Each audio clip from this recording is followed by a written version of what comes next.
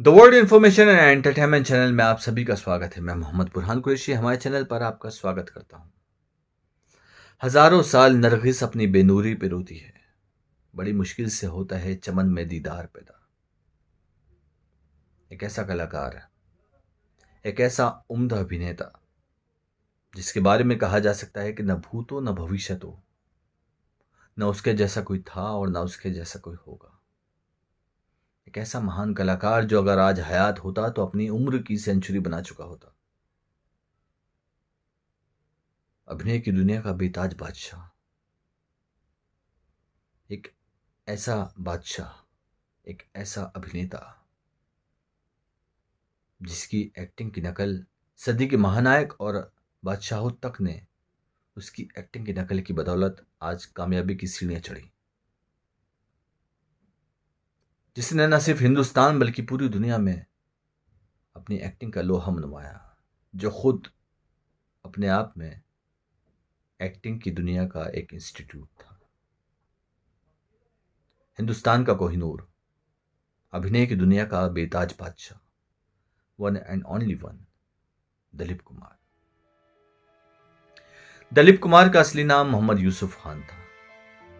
उनकी पैदाइश 11 दिसंबर 1922 को किस्सा ख्वानी बाजार पेशावर, जो कि अब पाकिस्तान में है, वहां हुई थी।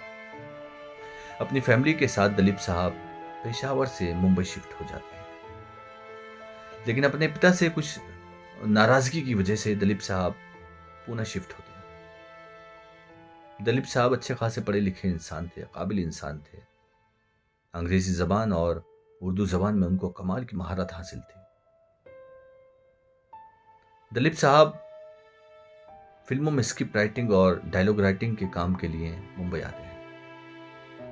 बॉम्बे टॉकीज की मालकिन देविका रानी ने जब दलीप साहब को देखा तो उनसे कहा कि यूसुफ, आपको फिल्मों में पर्दे के पीछे नहीं बल्कि पर्दे के आगे आकर काम करना चाहिए। आप पढ़े लिखे, काबिल इंसान हो, खूबसूरत दिखते हो, फिल्मों में काम करो। देविका रानी के कहने पर ही यूसुफ खान साहब का नाम दलीप कुमार रखा गया। एक इश्तिहार में जब दलीप साहब ने पढ़ा तब उनको पता लगा कि उनका नाम दलीप कुमार रखा गया है, क्योंकि दलीप साहब के पिता फिल्मों में काम करने के सख्त खिलाफ रहते थे। इसलिए दलीप साहब ने यह सोचा कि ये नाम बेहतर है और उन्होंने इस नाम को स्वीकार कर लिया। ज्वार भाटा दलीप साहब की पहली फिल्म थी, जो कि 1944 में रिलीज हुई थी। जुगनू दलीप साहब की पहली हिट फिल्म थी, जो 1947 में रिलीज हुई थी। उसके बाद अंदाज 1949 में रिलीज हुई, जिसमें उनके साथ राज कपूर भी थे। फिर उसके बाद लगातार एक के बाद दलीप साहब की हिट फिल्में शुरू हुई। दाग,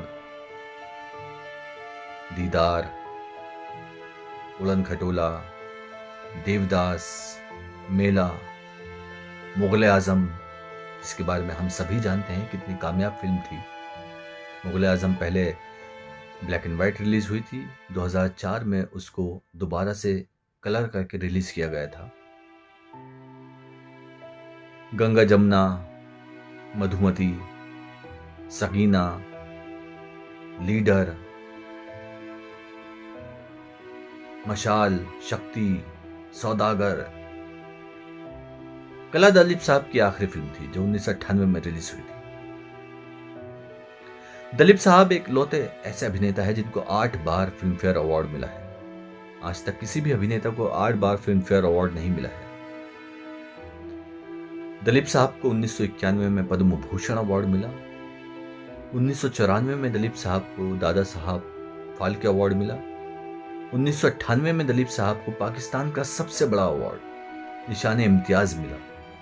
फिर 2015 में दलीप साहब को हिंदुस्तान का दूसरा सबसे बड़ा अवार्ड पद्म विभूषण मिला। दलीप साहब की पत्नी सायरा बानो थी। सायरा बानो के साथ दलीप साहब का निकाह 1966 में हुआ था। दलीप साहब का दूसरा निकाह अस्मा रहमान के साथ, जो कि हैदराबाद की रहने वाली थी, 1981 में हुआ था। जिसने कहा के बारे में दलीप साहब कहते हैं कि वो एक साजिश थी जो रची गई थी, जिसका दलीप साहब को पछतावा है। दलीप साहब कहते हैं कि वो एक भूल थी जो हो गई। अभिनेत्री सायरा बानो से दलीप साहब ने कुछ मोहलत मांगी कि वो सब कुछ सही कर देंगे, और 1983 में दलीप साहब ने अस्मा रहमान के साथ डिवोर्स लिया। सायरा बानो दलीप साहब के साथ आखिरी वक्त तक उनके साथ रही और उनकी सेवा में अपना पूरा जीवन उन्होंने समर्पित कर दिया।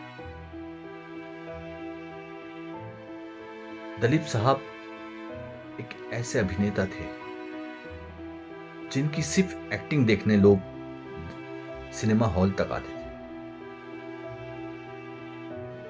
दलीप साहब के सदे हुए डायलॉग सबसे पीछे रो में बैठे आखिरी दर्शक तक आसानी से पहुंचते थे और वो डायलॉग वो आसानी से याद करता था।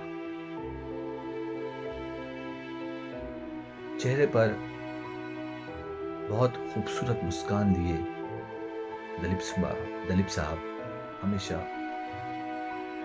लोगों के दिलों में जिंदा रहते और रहते रहेंगे। 7 जुलाई 2021 को मुंबई के एक हॉस्पिटल में दलीप साहब का इंतकाल हो गया। वो जुहू स्थित कब्रिस्तान में दफनाया गया। उनकी उम्र 98 साल थी। पूरी दुनिया के करोड़ों लोग चाहते थे कि दलीप साहब अपनी उम्र की सेंचुरी बनाए, लेकिन खुदा को कुछ और ही मंजूर था। दलीप साहब के बारे में जितना कहा जा सके उतना कम है। शोमैन सुभाष घई दलीप साहब, अमिताभ बच्चन और शाहरुख खान को एक साथ बड़े पर्दे पर लाना चाहते थे। इनफैक्ट उन्होंने एक फिल्म में तीनों को साइन भी कर लिया था। उस फिल्म का नाम था मदरलैंड। लेकिन आखिरी वक्त में शाहरुख खान ने इस फिल्म में काम करने से मना कर दिया और उनका ये सपना अधूरा रह गया।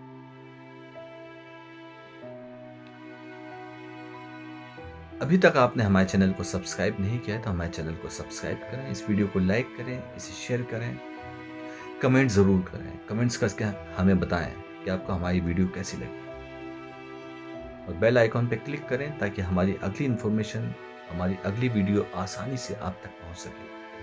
हम फिर हाजिर होंगे एक नई शख्सियत के इंफॉर्मेशन लेकर, आपसे फिर रूबरू होंगे।